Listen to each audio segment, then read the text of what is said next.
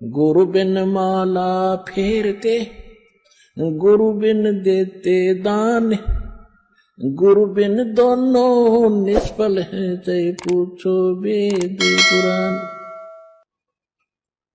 देते को हर देत है, जहां तहां से आण, अण देवा मांगत फिरो, फिर साहिब सुने ना कान।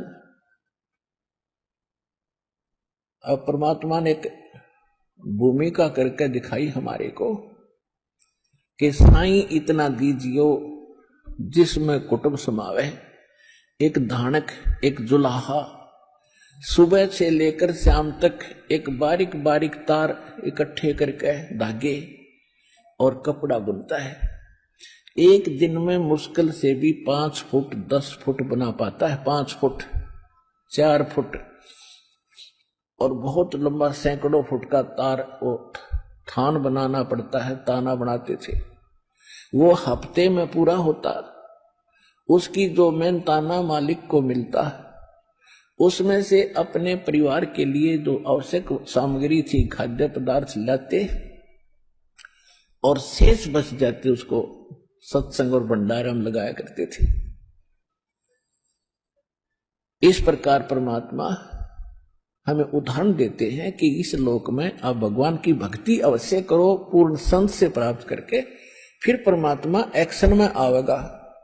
और वैसे आप ये फार्मूले अपनाओगे तो सफल नहीं हो पाओगे, क्योंकि फिर आपके साथ काल रहेगा, ये मन है, और केवल वर्क डन मिलेगा आपको।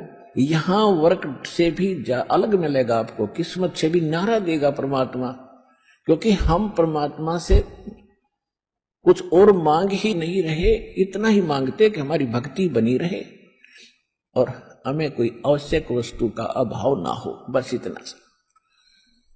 अब जैसे ये सोचते हैं अपने बच्चों के लिए ये बना दूं वो बना दूं। एक लाला जी था, सेठ धनी, उसने अपने मुनीमों से एक दिन अपनी टोटल संपत्ति का, सारी संपत्ति का टोटल करवाया कि कितनी संपत्ति होगी। उन्होंने बताया जी इतनी होगी, मेरी कितनी पीढ़ी इससे निर्वाह कर सकती है। उन्होंने बताया कि जी आपकी 5 पीढ़ी तो बैठा खा सकती है, इतनी संपत्ति आपके पास, धन है। अरे भले आदमियों, फिर छठी क्या खाएगी?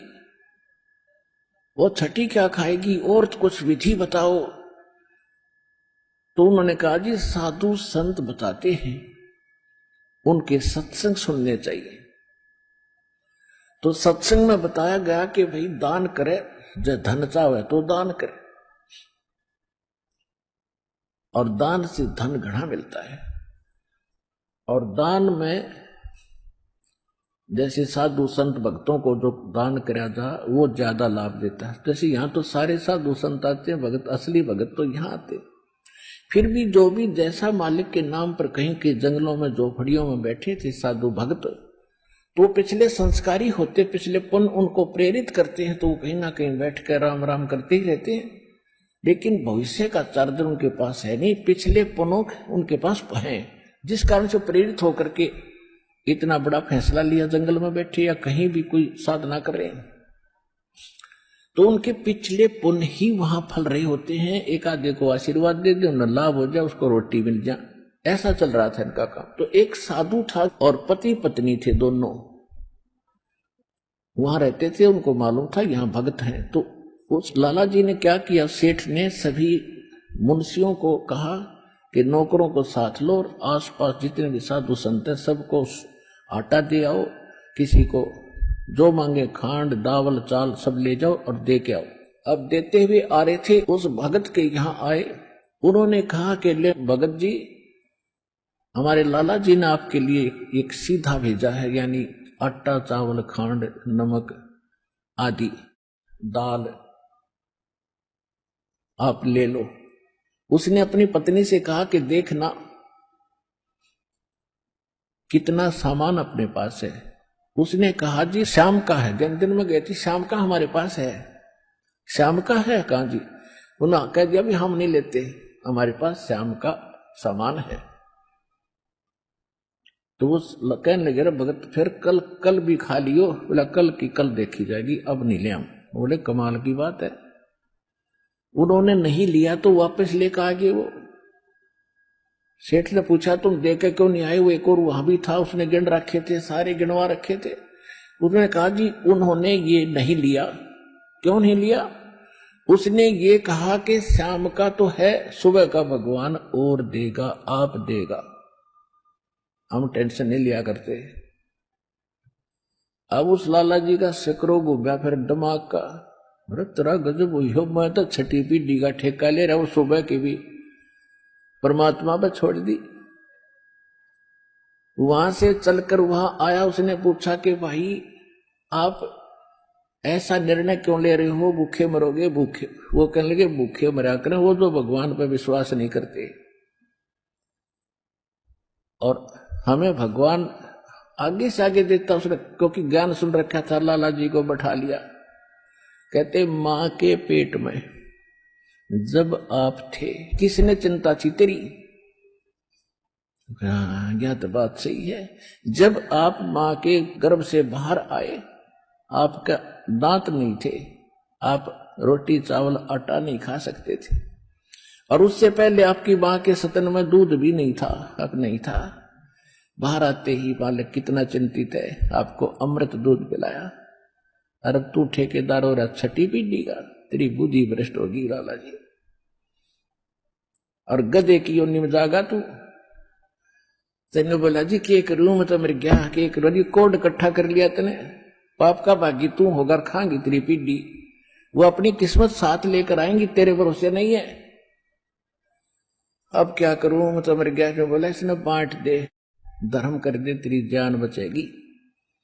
तब उस लाला जी ने वो भंडारा शुरू किया, धन भी नहीं बचेगा तेरा। तो कहने का भाव यह है पुण्यात्मा, हम तो बहुत लंबा चौड़ा हिसाब लाए बैठे हैं, एक पल का भरोसा नहीं।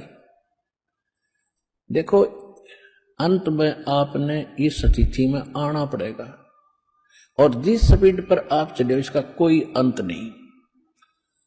आज किसी के पास एक प्लाट है और थोड़ा सा जुगाड़ होते तो सोचे एक और लूं, और फिर और जुगाड़ हो गया तो एक और लूं, वहां थोड़ा सा ठीक मिल रहा है, रेट ज्यादा होने वाले हैं, वहां भी दाव लग गया तो 30 चौथा और दूसरे शहर में ले लूं, इतने मृत्यु हो जाएगी, और फिर कुत्ता बनकर वहां घूमया करेगा सैर सपट्टे करता। यह बात आपने याद रखनी पड़ेगी, 101% सत्य है। अब जो आपको दास ने परमात्मा की वाणी सुनाई थी कि सुरपति दुखिया भूपति दुखिया, अरे रंग दुखी बपरीति हो। अब सुरपति देवताओं का राजा इंद्र बहुत दुखी, इसका इतिहास पढ़ के देखियो इंद्र का पुराणों में। कहते हैं एक बार एक ऋषि ने इसको श्राप दे दिया इंद्र को, उसका स्वर्ग उजड़ गया, और इंद्र मांगता फिर जंगल में धक्के खा रहा। और फिर कभी देखते हो राक्षसों ने चढ़ाई कर दी, देवताओं का राक्षसों का लठबाज रहा है झगड़ा हो रहा है, और मृत्यु के बाद फिर इंद्र गधा बनता, गधा। तो यहां कहते सुरपति दुखिया भूपति, सारी पृथ्वी का राजा भी दुखी, और रंक दुखी बप्रीति हो, निर्धन तो स्वाभाविक दुखी, उस पर सारी आपदाएं आती ही हैं जब तक वो भगवान की शरण में नहीं आता। जब वो परमात्मा की पावर से जुड़ जाता फिर रंक हो और चाहे राजा हो, परमात्मा तो उनको सब अपने हिसाब से डील करेगा। फिर परमात्मा कहते हैं कहे कबीर और सब दुखिया, एक संत सुखी मन जीती हो। अब आपने मन जीतना पड़ेगा, आपने मन जीती बनना पड़ेगा। कैसे? जैसे एक रंका और बंका नाम के दो पति पत्नी भगत थे, और परमात्मा आए हुए थे। परमात्मा क्या करते हैं, आपको वेदों से भी प्रमाणित किया है कि जब चाहे कहीं पर भी एक साधु संत रूप बनाकर वो कुछ समय उस क्षेत्र में रहा करते, क्योंकि वहां उनकी कुछ पुण्य आत्मा होती थी, उनको फिर से चार्ज करते थे, ज्ञान सुनाते थे, माया से हटाते थे, और भक्ति में जोड़ कर उनके पुण्य कर्म बना के वहां अंतर्ध्यान हो जाते थे। और उसी समय नामदेव जी, महाराष्ट्र के अंदर नामदेव जी छिपी जाति में ये भी प्रकट थे। ये पहले ओम नाम का जाप करते थे। ये पिछले जन्म के पुण्यकर्मी प्राणी ही होते हैं जिनमें बचपन से ही परमात्मा की तड़प होती है। तो ओम नाम का जाप करते थे ओनली, और उस समय भी उन्होंने काफी चमत्कार दिखा दिए थे। लेकिन फिर परमात्मा आए और उस प्यारी आत्मा को समझाया कि इस ओम से ऊपर एक और मंत्र है। अकेले ओम का मंत्र तो इस ब्रह्म का है, और इस जेल से छूटने के लिए 3 मंत्र का जाप है। ओम तत्सत, और तत् और सत ये सांकेतिक है। अब नामदेव जी को काफी मालिक ने समझाया, तब उनकी समझ में आई। फिर उनको सतनाम दिया, यानी दूसरा मंत्र भी साथ दिया। फिर वो उसका जाप करने लगे। अब गरीबदास साहिब जी ने बताया कि नम छिपा ओम तारी, पहले केवल ओम में लौ लगा रखी थी, ओम में लगन थी और कोई जाप नहीं करता था। और पीछे सोहम भेद विचारी, बाद में उन्हें सोहम का ज्ञान हुआ। और सार शब्द इन दोनों से ऊपर है, सोहम ऊपर और है सत्सुकृत एक नाम, गरीबदास जी ने अपनी वाणी में लिखा है। कहते नामा छिपा ओम तारी, पीछे सोहम भेद विचारी, और सार शब्द पाया जद लोई, आवागमन बहुत डावे। तब नामदेव जी का कल्याण हुआ। जब परमात्मा आए हुए थे उनको सार नाम दिया नहीं था, मालिक समझाया करते थे, सतनाम प्राप्त था। लेकिन पिछले संस्कार और इतने प्रबल थे। एक दिन नामदेव जी जा रहे थे कहीं से, और साथ में रास्ते में एक मंदिर था। मंदिर में ब्राह्मण लोग अपनी आरती उतार रहे थे, और आरती उतार रहे थे, बड़ी लय से गा रहे थे। नामदेव जी के भी वो परमात्मा की आरती का धुन लगी। वो तो घंटियां बजा रहे थे, कोई ऐसे झालर पीट रहा था, लगा रहा था, और उसने अपनी दोनों जूती निकाल ली, जूती होती थी, दोनों निकाल ली, उनको ऐसे बजाते हुए, और वो आरती गाते हुए ब्राह्मणों के बीच में घुस गए भगवान के दर्शनार्थ मंदिर में। अब पंडितों ने देखा कि ये छोटी जाति का हाथों में जूते लेकर आ गया हमारे बीच में, इसने तो भ्रष्ट कर दिया भगवान के मंदिर को।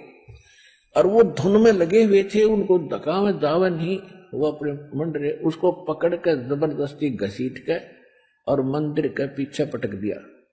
वो वहां पड़े पड़े भी ऐसे आरती गा रहे और जूतियों से पीट रहे। परमात्मा ने वो मंदिर का मुख नामदेव की तरफ कर दिया। पंडित जी पिछली साइड में पिटे झालर पीछे न खड़े।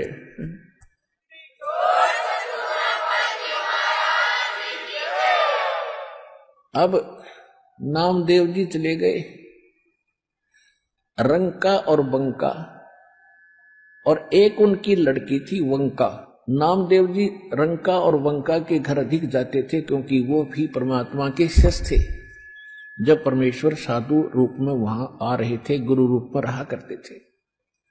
अस्थायी सटे उनका कुछ समय का था वहां पर।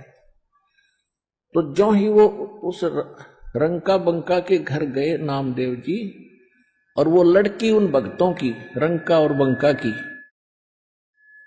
एक पट्टी तैयार करे थी, जैसे अपने देसी औषधि बना के हल्दी कूट के तेल में पका के।